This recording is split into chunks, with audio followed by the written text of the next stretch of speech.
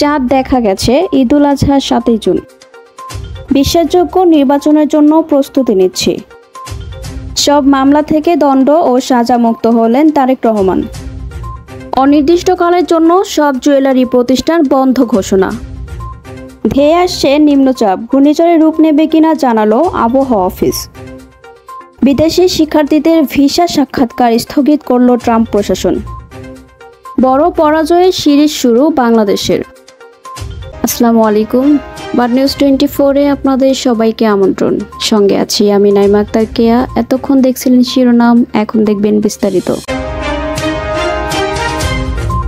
দেশের আকাশে জিলহজ মাসের চাঁদ দেখা গেছে। বুধবার জাতীয় চাঁদ দেখা কমিটির বৈঠকের পর এই ঘোষণা করা হয়েছে। আগামী ৭ই জুন শনিবার মুসলমানদের দ্বিতীয় বৃহত্তম ধর্মীয় উৎসব ঈদুল আজহা উদযাপিত হবে। আজ বুধবার ২৮শে মে চাঁদ দেখা যাওয়ায় কাল থেকে জিলহজ মাস গণনা শুরু হবে এবং ৭ই জুন তথা ১০ জিলহজ পবিত্র ঈদুল আজহা উদযাপন করা হবে। এর আগে মঙ্গলবার সৌদি আরবে পবিত্র জিলহজ মাসের চাঁদ দেখা গেছে। দেশটির সুপ্রিম কোর্ট থেকে চাঁদ দেখার ঘোষণা দেওয়া হয়।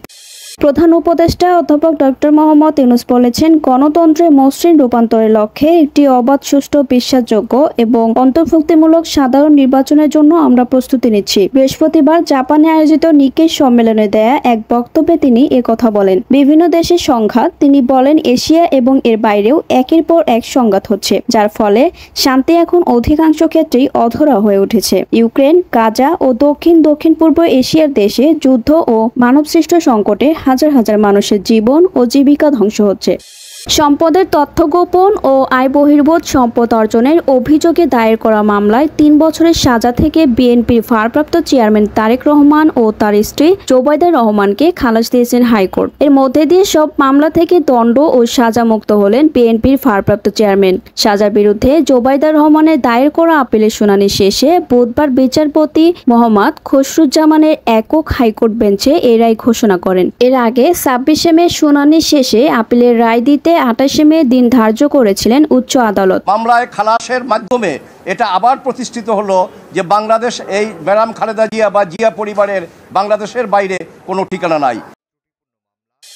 ঢাকা সহ দেশের সব জুয়েলারি প্রতিষ্ঠান অনির্দিষ্টকালের জন্য বন্ধ থাকবে বলে ঘোষণা দিয়েছে বাংলাদেশ জুয়েলার্স অ্যাসোসিয়েশন বাজুস। সংগঠনটির সভাপতি রিপনুল হাসানকে গ্রেপ্তারের প্রতিবাদ ও মুক্তির দাবিতে এ ঘোষণা দেওয়া হয়েছে। বুধবার রাতে বাজুস থেকে পাঠানো এক বিজ্ঞপ্তিতে এ তথ্য জানানো হয়। বাজুসের সাধারণ সম্পাদক বাদল চন্দ্র রায়ের নামে এই বিজ্ঞপ্তি পাঠানো হয়েছে।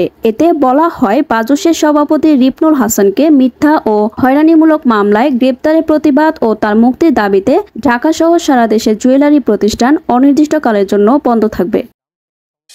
বঙ্গোপসাগরে সৃষ্ট সুস্পষ্ট নিম্নচাপটি গভীর নিম্নচাপের রূপ নিতে পারে। ঘন্টায় ২০ কিলোমিটার বেগে সমুদ্র বন্দরের দিকে ধেয়ে আসছে। এতে বাড়তে পারে বৃষ্টিপাতের পরিমাণ এবং সেই সঙ্গে উপকূলীয় এলাকায় প্রবল বেগে ঝড়ো হাওয়া বয়ে যেতে পারে। তবে নিম্নচাপটি ঘূর্ণিঝড়ে পরিণত হবে না বলেই জানিয়েছে আবহাওয়া অধিদপ্তর। বৃহস্পতিবার 10টার দিকে আবহাওয়া অধিদপ্তরে দেওয়া বিশেষ বিজ্ঞপ্তিতে এ তথ্য জানানো হয়। এ বিষয়ে আবহাওয়াবিদ ডক্টর আবুল কালাম মল্লিক বলেন, নিম্নচাপটি গভীর নিম্নচাপে রূপ নিতে পারে।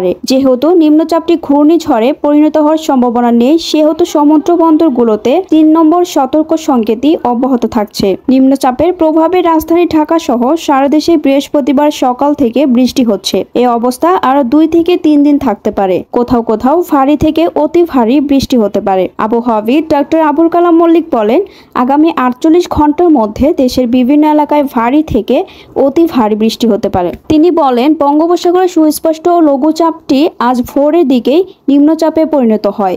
এরপর নিম্নচাপটি দুপুর 1টার দিকে চট্টগ্রাম সমুদ্র বন্দর থেকে ৩৪৫ কিলোমিটার পশ্চিম দক্ষিণ পশ্চিমে, কক্সবাজার সমুদ্র বন্দর থেকে ৩৩৫ কিলোমিটার পশ্চিম দক্ষিণ পশ্চিমে, মোংলা সমুদ্র বন্দর থেকে ১৭০ কিলোমিটার দক্ষিণ পশ্চিমে এবং পায়রা সমুদ্র বন্দর থেকে ১৯০ কিলোমিটার দক্ষিণ পশ্চিমে অবস্থান করছিল।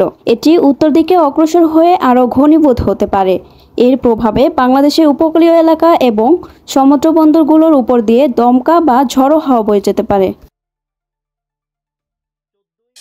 মার্কিন প্রেসিডেন্ট ডোনাল্ড ট্রাম্প দ্বিতীয় মেয়াদে ক্ষমতায় আসার পর থেকে শিক্ষা খাতে একের পর এক নির্দেশনা দিচ্ছেন। মঙ্গলবারও নতুন করে আরেকটি ভয়াবহ নির্দেশ দিয়েছে তার প্রশাসন। ট্রাম্প প্রশাসন দূতাবাসগুলোকে শিক্ষার্থী ভিসার অ্যাপয়েন্টমেন্ট নির্ধারণ বন্ধের নির্দেশ দিয়েছে।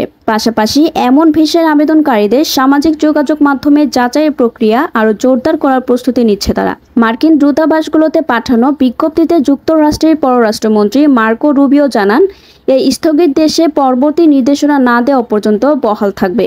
খবর বিবিসির। উইকেট ব্যাটিং সহায়ক 200 রানের লক্ষ্যে পার হওয়া কঠিন কিছু ছিল না, অথচ সেটাকে কঠিন করেই হারল বাংলাদেশ। 3 ম্যাচ সিরিজের প্রথম টি-20তে পাকিস্তানের বিপক্ষে 37 রানে বড় পরাজয় দিয়ে সিরিজ শুরু করল বাংলাদেশ। বুধবার 28শে মে লাহোরে টস জিতে ব্যাট করতে নেমে 20 ওভারের 7 উইকেটে হারিয়ে 201 রান তোলে পাকিস্তান। জবাব দিতে নেমে বড় ইনিংসের অভাবে 19.2 ওভারে 164 রানে থামে বাংলাদেশের ইনিংস। এতক্ষণ আমাদের সাথে থাকার জন্য আপনাদের সবাইকে ধন্যবাদ। পরবর্তী সংবাদ দেখার জন্য আমন্ত্রণ এবং সাবস্ক্রাইব করে বার্ড নিউজের পাশে থাকুন।